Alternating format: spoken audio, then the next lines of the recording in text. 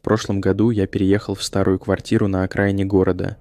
Дом был дешевый, с облупившейся краской и скрипучими полами, но мне, студенту без денег, выбирать не приходилось.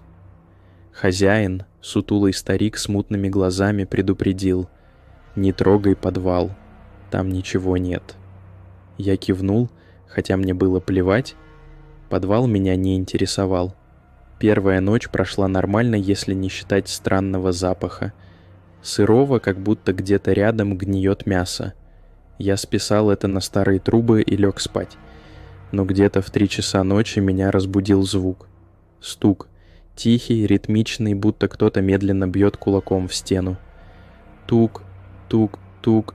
Я лежал, прислушиваясь, и понял, что звук идет не из стены. Он шел из-под кровати. Я замер. Сердце колотилось так, что я слышал его в ушах. «Это просто дом оседает», — сказал я себе, но все равно спустил руку вниз, чтобы проверить. Пусто, только холодный пол. Стук прекратился, и я выдохнул. Может, показалось. На следующую ночь стук вернулся. Громче. Тук-тук, тук-тук. Как будто кто-то стучит костяшками, но теперь с паузами, словно ждет ответа. Я включил свет. Ничего. Проверил под кроватью. Опять пусто. Но когда я лег обратно, стук начался снова, и на этот раз я услышал шорох. Тонкий, скребущий, как будто ногти царапают дерево. Я вскочил, схватил телефон и направил фонарик под кровать. Там было что-то. Тень. Не четкая, а размытая, как дым, но с длинными тонкими пальцами, которые тянулись к краю кровати. Я выбежал из комнаты и спал на диване в гостиной. Утром решил, что это глюки от усталости, но запах стал сильнее. Теперь он был не просто гнилой, а сладковатый, тошнотворный, как протухшее мясо с сахаром. Я проверил все: холодильник, мусор, ванную. Ничего. Источник был где-то глубже. На 3-ю ночь я поставил камеру телефона снимать под кроватью. Лег, закрыл глаза и ждал. Стук начался ровно в 3:13. Тук-тук. Тук-тук. Я лежал тихо, стараясь не дышать. Потом шорох. Потом тишина, такая густая, что я чувствовал ее на коже. Я не выдержал. Схватил телефон и включил запись. На видео было темно, но звук записался четко. Стук, шорох, а потом голос. Низкий, хриплый, будто из горла, полного мокроты. «Ты видишь меня?» Я чуть не уронил телефон. Камера ничего не поймала, только тьма под кроватью. Но голос был реальным. Я больше не спал в той комнате.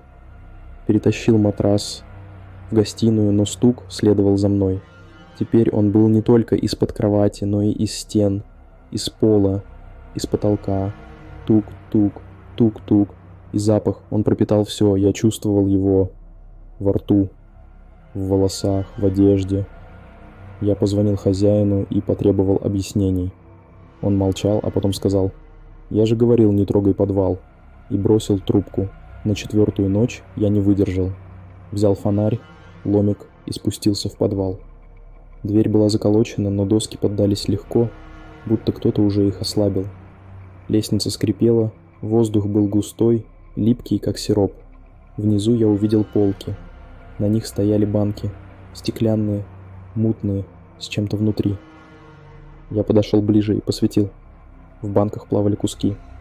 Пальцы, глаза, зубы. А в одной целая кисть с длинными тонкими ногтями, такими же, как та тень под кроватью.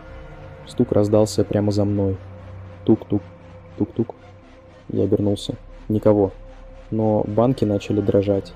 Стекло звенело, содержимое шевелилось, как будто оживая. Я побежал наверх, но дверь захлопнулась сама.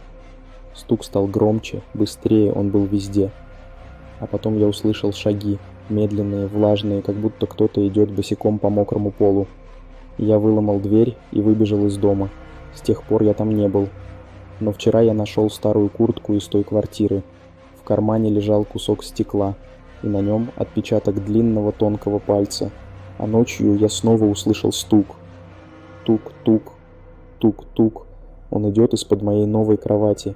Я не знаю, что это, но оно знает, где я.